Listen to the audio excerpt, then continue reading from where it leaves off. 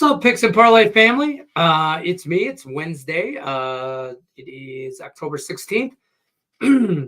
We are here. We're going to talk some NHL. We're going to talk some contest stuff, some NFL, MLB action. We're going to talk a little bit about everything. I got a special guest coming up for you in about 15, 20 minutes or so. We're going to give a little announcement of some new stuff we got going on that I kind of hinted to a little bit the other day, yesterday. So bear with me. One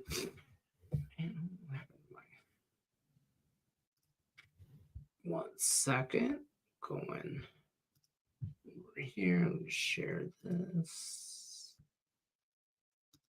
Boom.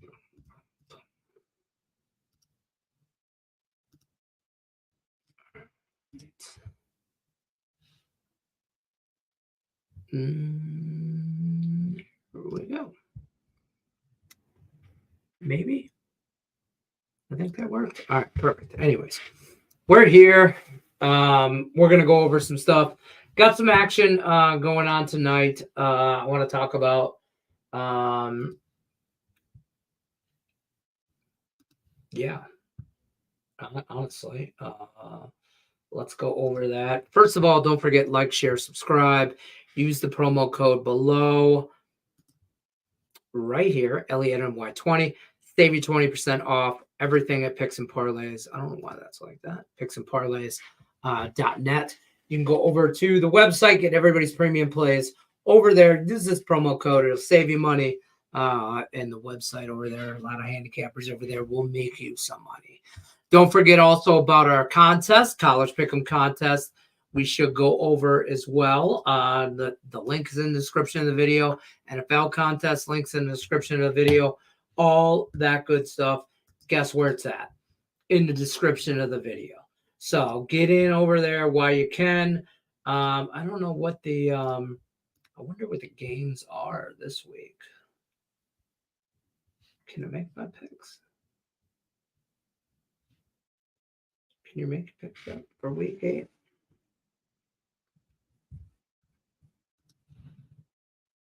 Oh, you can. Already did. All right, perfect. Good. All right, I got some other contests I got to go over. Oh, yeah, those contests we're going to go. Boom.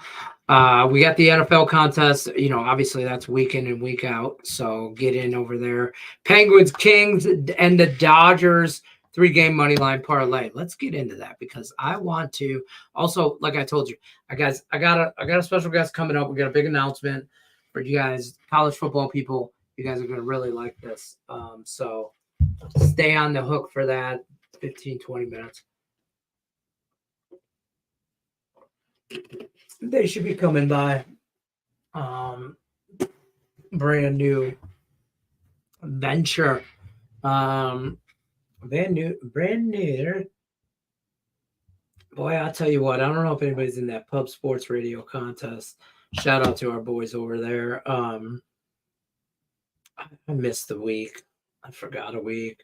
I finally brought myself back to even where I'm 12-1 in that contest. But started out slow first 2 weeks. Missed, I think, week 3 or 4. I was somewhere in there. There's an 0-5 where I missed. And 4-1 yesterday helped bring me back. So I'm looking for another good week to come around. And so I got a lot of ground to catch up. So oh wait, what was the score?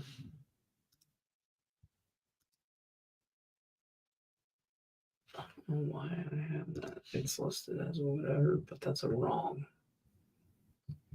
But whatever. So got a lot of NHL stuff here today. I'm going to talk about that. Let's just talk about quickly. Let me refresh. I don't have a whole lot. Small card. 2 college games, 4 NHL games. There's balloons. I don't even know how that happens. Producer extraordinaire. That's what I do. I produce balloons from nowhere. 4 college games. No, 4 hockey games, 2 college games, and a baseball game. That's what we're working with tonight. So this is a great time to get ahead and do your homework, kids. This is a great time. Also, I have the hair. Great time. So take this time. Don't sleep. You haven't made your NFL bets. I don't know what you're doing. I'm already looking at the next week.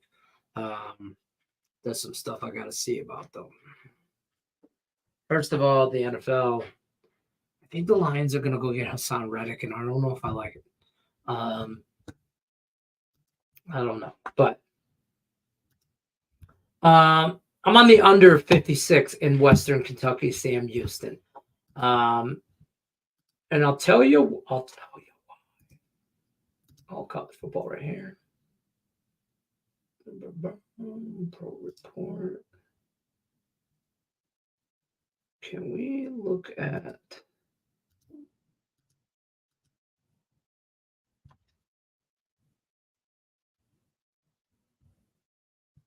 these are Saturday games? How do I look at Mother of God?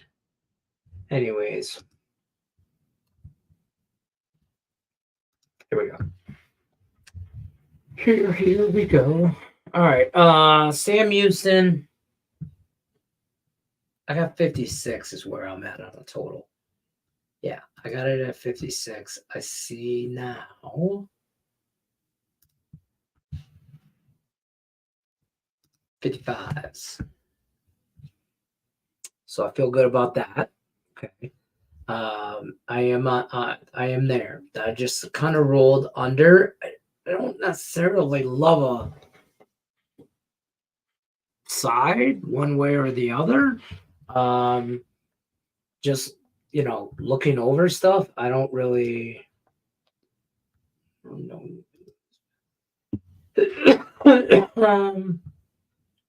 Looking at trends.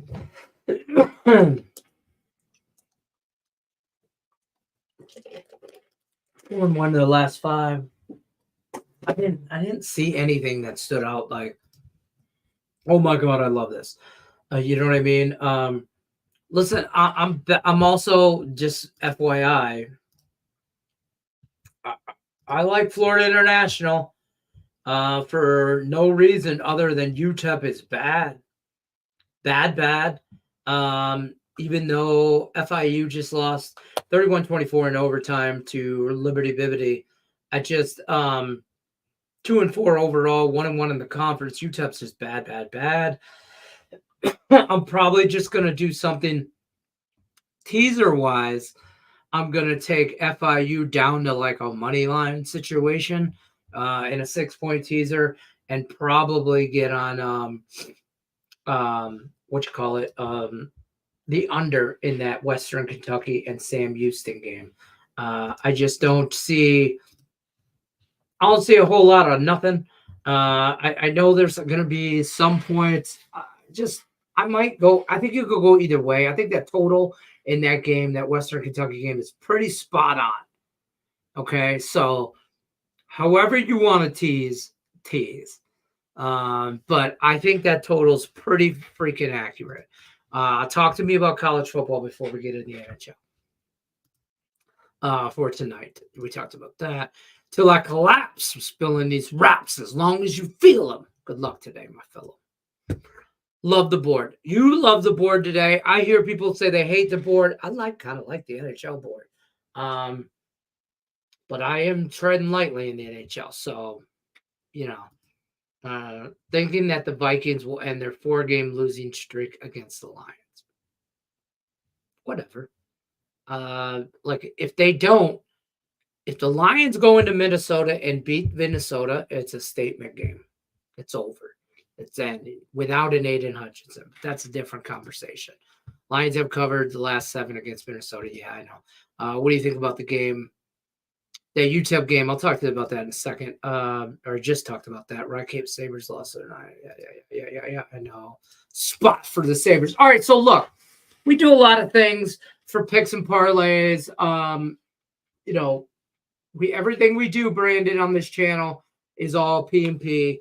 You know how we are. You know, we're ridiculous like that, right? Bet we repeat this and that.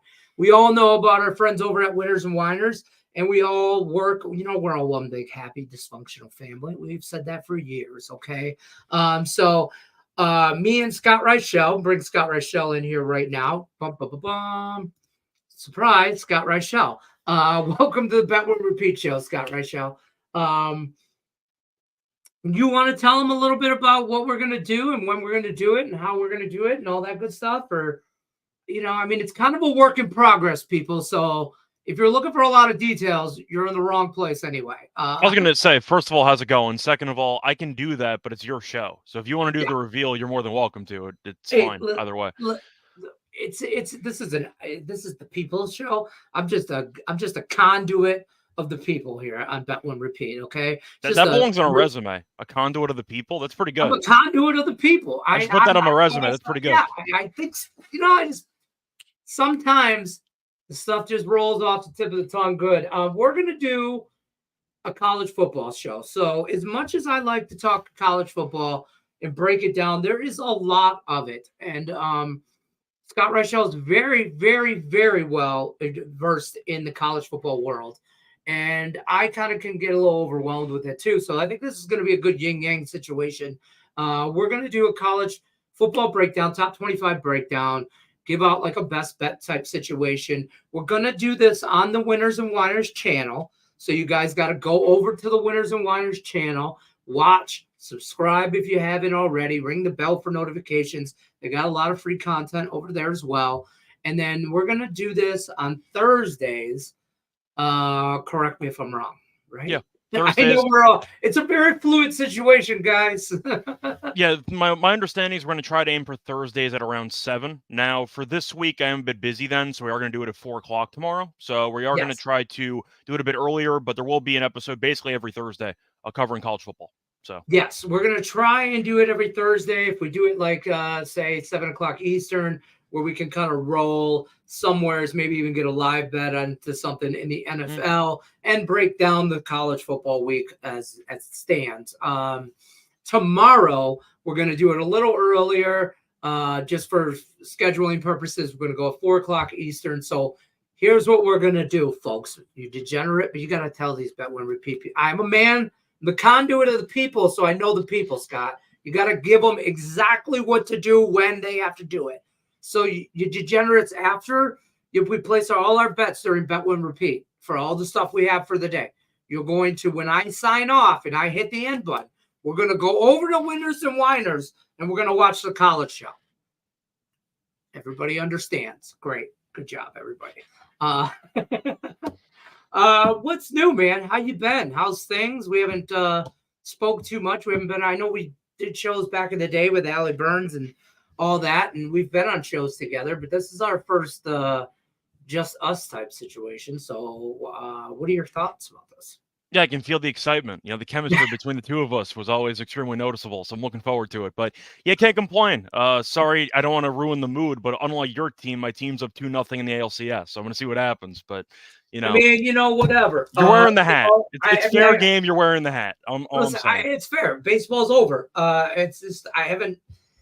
You know, it's hard. Last week I went to I actually went back home to Detroit and saw game 3 of the Tigers Guardians, the last game they won. I was at the stadium, saw the game, electric.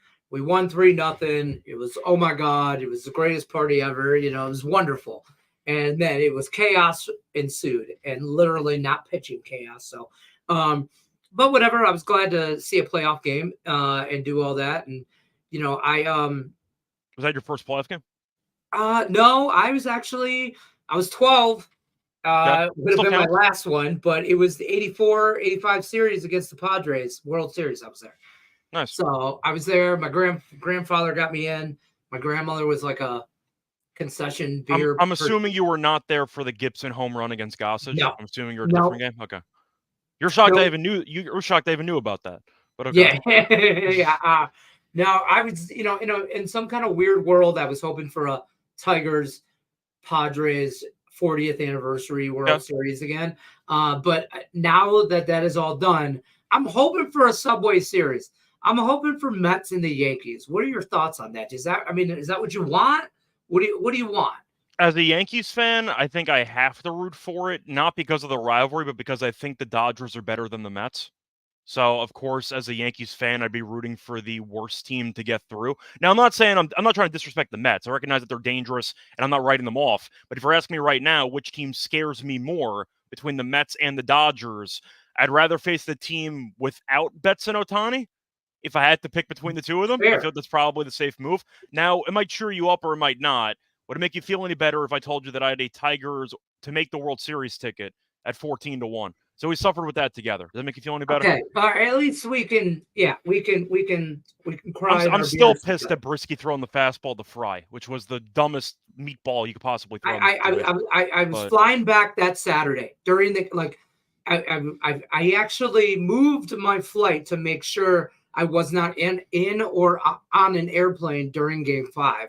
okay. So I moved my flight and I'm watching it with my cousin at his house in Detroit, and then boom, and it's just boom, grand slam, and I'm like, turn the game off. I gotta go. I'm going to Yeah. the airport early. Well, that was the Game 5 part where everything unraveled in one inning. The Game 4 part, they were like 6 outs away, I think, and then it kind of fell apart there. But yeah, either way, point is, if you're asking me which team I hope to play against, the Yankees are in a weird spot because they've been coasting throughout the entire playoffs. And as a Yankees fan, as a true fan, you're always a bit skeptical, unless you're like a Chiefs fan because you're just used to making the Super Bowl every year. But usually you kind of feel like things can go better, and you feel like you're being a bit ungrateful. The Yankees have been great, but I don't think they've looked that great. But it feels like the AL is not that good. Is that a fair statement? I mean, no I offense to think your that's fair team to and say. the I think they're the Guardians, but lesser of the conferences. I mean, for yeah. sure. I mean, if you're comparing that to the National League, it's like the Mets have to beat the Phillies. Like the Brewers were division winner.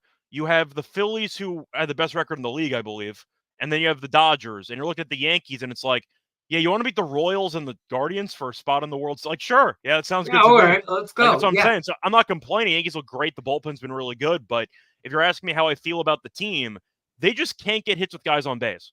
Even in these wins, they've had a bunch of wild pitches, a bunch of bases loaded walks. Judge finally homered, thank God. But you're just looking at the actual lineup, and it feels like a lot of guys in the bottom of the order have been fine, but I am a bit scared. If you're asking me which league I would pick to win the whole thing, I would pick the National League.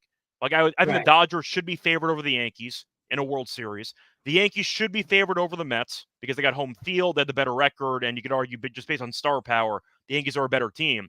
I'm not saying the Yankees would blow out the Mets. I'm just saying I do think that the Yankees have had a pretty easy path, all things being considered, when you face off against two AL Central teams, because the Astros window arguably passed, and they no-showed the entire first-round playoff series. And they've been the Yankees' boogeyman for about a decade.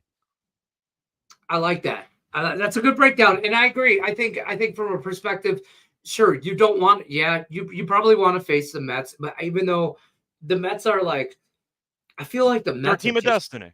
Yeah, man. Like the script is written, right? Like it has to. But then I could see that with the Dodgers too.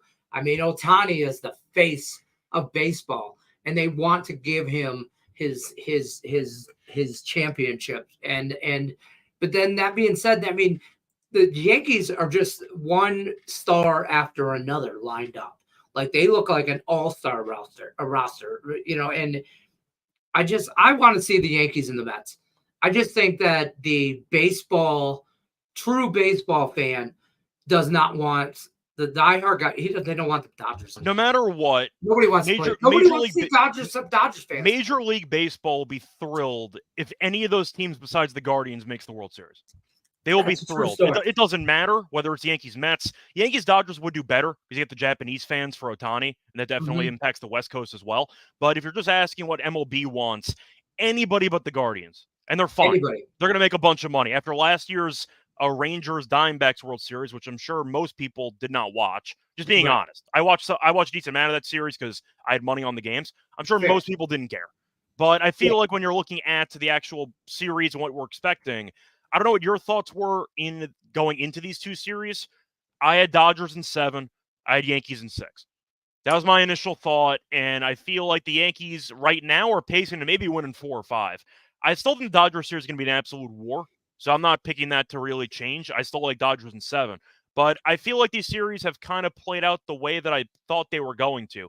I did not think Cleveland was going to win one of the first 2 games. I thought Rodon was not going to be great in game 1. He was amazing, so that part I got wrong. But Cleveland kind of had a made-up pitching situation for game 1, too. So it was kind of like a weird spot there. And I was not scared of Bybee. I thought Cole would pitch better. I expected the Yankees to be up 2-0. And then once I heard Dodgers using a bullpen for game 2, I'm like, all right, just give the Mets game 2 then, and we'll see what happens. So I've not really been that surprised. You? I'm on the Guardians for game 3. I think that's the only one they get. I don't care who they throw out there. I think that's the one. But going in, you thought Yankees in 5 going in? I thought, I was kind of so. The way that the Guardians bullpen is just phenomenal is the only way to really describe them, and seeing it firsthand and just how they could just anytime they want just kind of position, and they kind of can play chess whenever they want. And I really thought the Yankees probably in 5, maybe 6, but if the Guardians just because of that bullpen. But I like the Guardians. This is the one spot that I do like them in game 3. Maybe it's a closer game in 4, 5, something like that. But I don't see this going deep. I see the Mets series. I thought that went 7, and I figured I'd flip a coin in 7. I really did. I was rooting for the Mets just because of the story. For fun. And I can't stand the Dodgers, but at the end of the day, I think I was going to kind of ping pong back and forth game to game and situationals who was starting in that series, but I really expected that to go 7. I still expect that to go 7. I think they're just going to sit in the middle of the ring and trade blows, the Dodgers and the Mets. That's how I see it. I mean, the one concern that I have with the Dodgers was the rotation because Kershaw got injured again. What else is new? And you're looking at game 3, it's a tied series. Who do you have? Walker Buehler. All right, good luck with that in 2024. Like, we'll see what happens. But they don't really have any. They don't have as many arms as you thought they might have because a lot of guys got injured. So I feel like that's definitely a problem. But the game tonight should be fun. It's going to be a cold day in New York, or a cold night, I should say. But game should be entertaining. I mean, Severino hasn't exactly had a great history against the Dodgers. He's been good lately. I like both starting pitchers over hits allowed. It's at 4.5 apiece at plus money. I see a lot of contact. Not sure if the home runs will be there with the wind blowing in the cold City Field, but I like the hits. I think both guys pitch to contact. Bueller's been a mess. Not even just on the field, but when he gets robbed at a racetrack right before starting against the Padres, probably not a good sign there. Point is, Severino's been fine recently. He goes a length. Mendoza really loves to give his starting pitchers extra leash, whether they should or not get it. So I think Severino might end up going into the 6th inning. I like the hits in this game. I think both teams can actually get some hits off the pitchers. Not really capitalize, maybe not as many home runs as people think, but I think that the contact will be there. I like the hits allowed for Severino and for Buehler in this game. All right, look at that little free baseball action for you guys. We talking all this baseball, and I love it. But our show's going to be college football related. Anything in these degenerate games I got going on tonight? First of all, can we the UTEP Miners? They're just bad, right? I mean, there's no way to get around that. If you lose to an FCS team and you're winless, I consider you extremely bad. They're a bottom 5. They're a bottom 5 team in the FBS. I have to be. I'm talking about this. I like to do a lot of teaser type things, like a 2 or 3 team teaser stuff with the show. Usually, everybody in the chat will contribute. Like, hey, what do you guys like? Maybe we get on a kind of like a group degenerate teaser, if you will, 2-3 team teaser every now and then. I personally, I kind of like I think I was talking about this Western Kentucky Sam Houston game a little earlier. I like the total.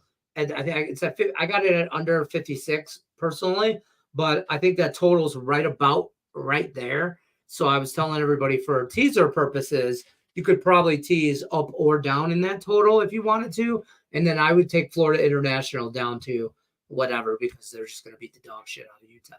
I got to agree with you about FIU. I just think UTEP is, once again, a really, really bad team. If you want to talk about bad teams out there, we saw one of them yesterday.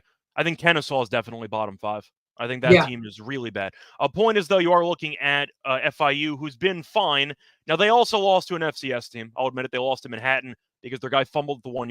Not Manhattan. I mean Monmouth. They lost to Monmouth in a very Monmouth, high-scoring game. Sorry, but that one was their guy fumbled at the 1-yard line with like a minute to go. They could have easily won that game. But the point is, they've been looking fine recently. I think their quarterback's fine. They can run the ball. UTEP can't do anything. So I think that FIU should win that game. Maybe not the easiest game. It is a midweek game on the road, which is never easy. But I think FIU is just a better team by default. So I definitely don't mind that angle. The Sam Houston game is interesting because I do think both teams offensively have talent, but both teams defensively kind of thrive in stopping the area of what the other team wants to do. Because Western Kentucky wants to throw. They go up tempo, they throw a lot. Right. Sam Houston, good against the pass. You're looking at Sam Houston. They love to run. Western Kentucky, good against the run. So I feel like it's a decent spot where it kind of clashes. I think the spread's kind of right.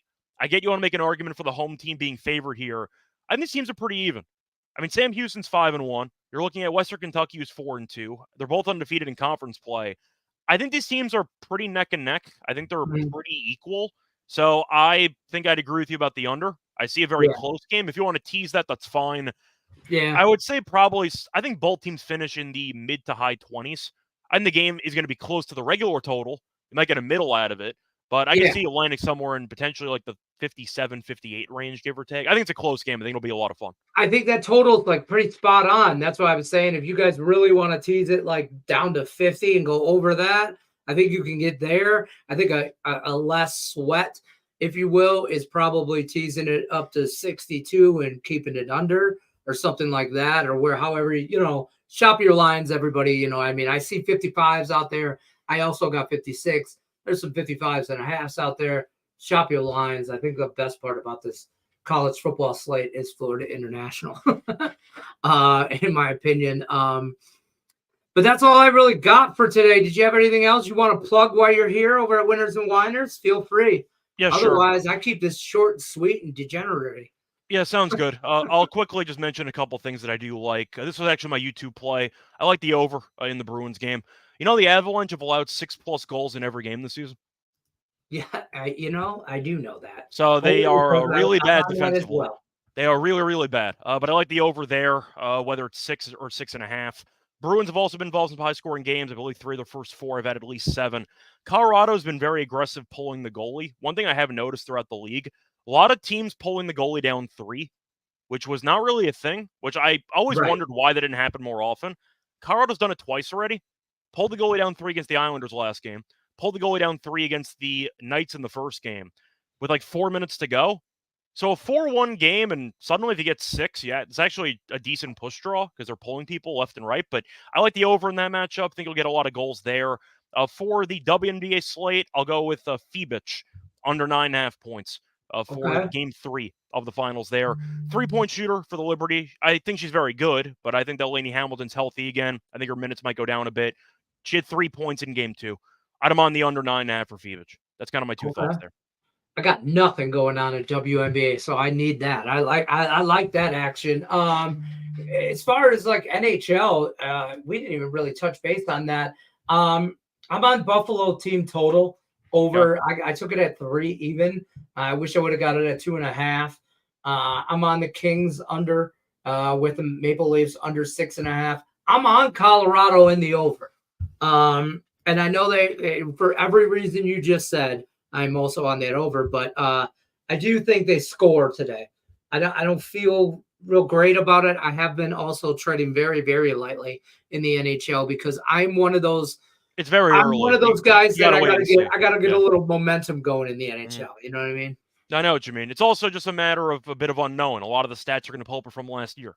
You need a bit of a sample size. So that's why I've been kind of hesitant around player props or why I've been reducing my unit size. But yeah, for overall NHL games, I did lose with the Stars yesterday.